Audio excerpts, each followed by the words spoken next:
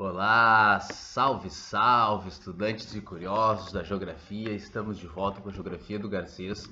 E hoje eu vim abordar um tema aqui que é referente a elementos culturais, também voltado para o Enem,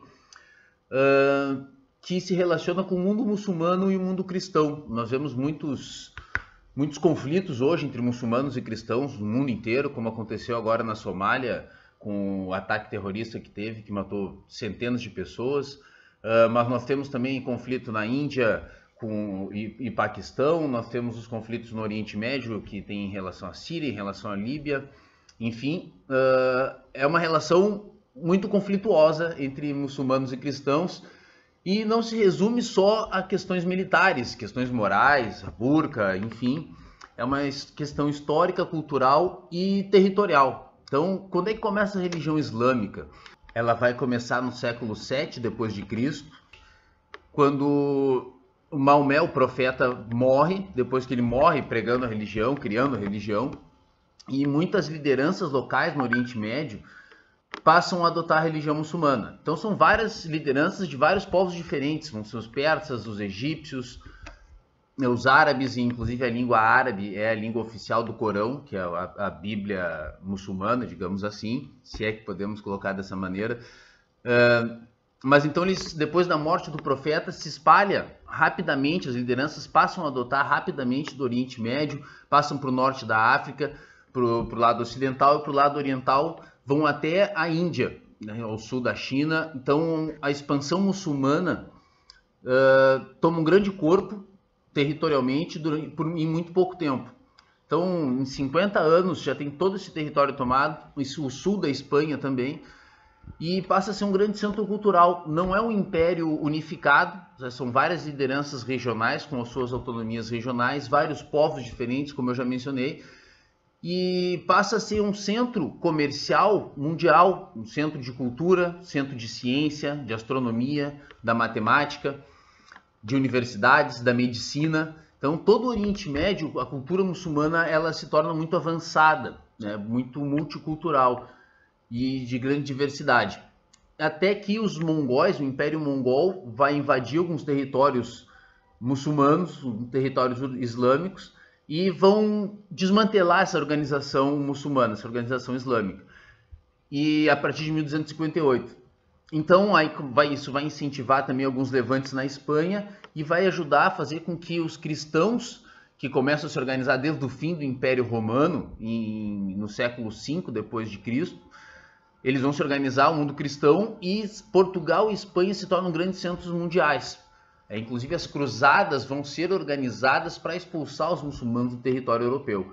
Então o lado latino da Itália, que é da onde vai surgir a Igreja Romana, e vai se transferir para esse império, para Portugal e Espanha, que vão ser grandes centros comerciais europeus. Depois, mais tarde, no século XVII, povos bárbaros que adotam o cristianismo vão dar uma outra interpretação para aquela organização cristã bíblica do mundo latino. Então, tu vai ter as religiões protestantes, tu vai ter os bárbaros assumindo uma nova postura cristã, uma nova organização cristã. E aí vem com isso, a partir de 1750, a Revolução Industrial. E esses povos bárbaros, a França, a Inglaterra, a Alemanha, eles começam a se destacar e começam a ganhar tecnologia, começam a transformar os seus exércitos, começam a conquistar novos territórios. E aquele mundo cristão mais velho, italiano, aquele mundo da Península Ibérica, começa a perder espaço na geopolítica mundial. Lembrando que nem todos os povos bárbaros aderem a uma religião protestante. Os franceses, por exemplo, mantêm uma lealdade com a Igreja Romana, mas uma certa autonomia territorial e política.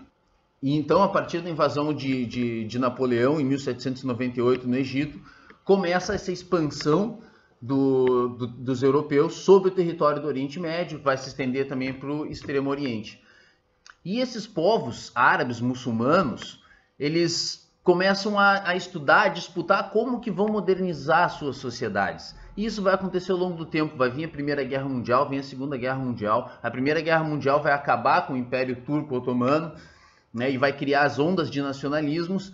e tu vai ter sempre uma miragem desde essa época da Primeira Guerra Mundial, das disputas pré-Primeira Guerra Mundial e após a Primeira Guerra Mundial, que tu vão ter as lideranças espelhadas no Extremo Oriente, na China, no Japão, que assimilaram as novas tecnologias ocidentais cristãs, mantendo algumas tradições, mantendo as suas tradições principais, né? Principalmente o Japão, que vai, através da era Meiji, vai se destacar tecnologicamente, vai vencer a China, vai vencer a Manchúria, vai vencer a Rússia, vai um império asiático, um país asiático vencendo um país europeu, um grande império europeu como era a Rússia, era uma coisa que não se esperava, e o Japão passa a estar em outro patamar na grande disputa das potências, nas grandes potências.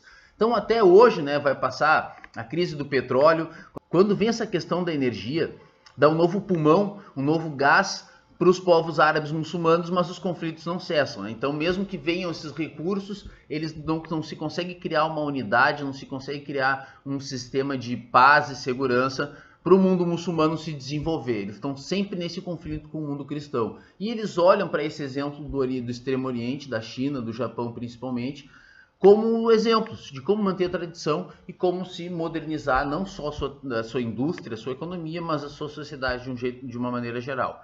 E tu vai ter muitos povos diferentes também entre a religião muçulmana, né? Tem desde os afegãos, que são do centro da Ásia, tem os persas, o Irã, que é o Irã hoje, né, atualmente, os árabes, os egípcios, o norte da África, enfim, são muitos os povos que adotaram a religião muçulmana, assim como são muitos os povos que adotaram a religião cristã.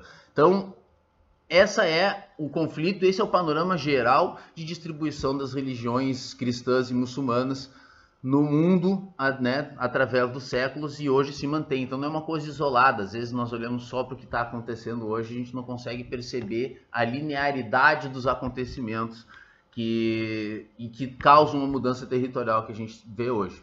Ok? Então não se esqueça disso, a religião muçulmana não é fanatismo, a religião muçulmana não é nada disso que aparece na grande mídia ocidental, tá? Ela é muito mais profunda do que isso, e os conflitos são muito mais densos do que a gente pode imaginar, do que supõe a nossa vã filosofia, ok? E aí mais uma dica cultural, então, Geografia do Garcês para o Enem agora. Boa sorte para vocês em 2017, tamo aí. Feito, até a próxima.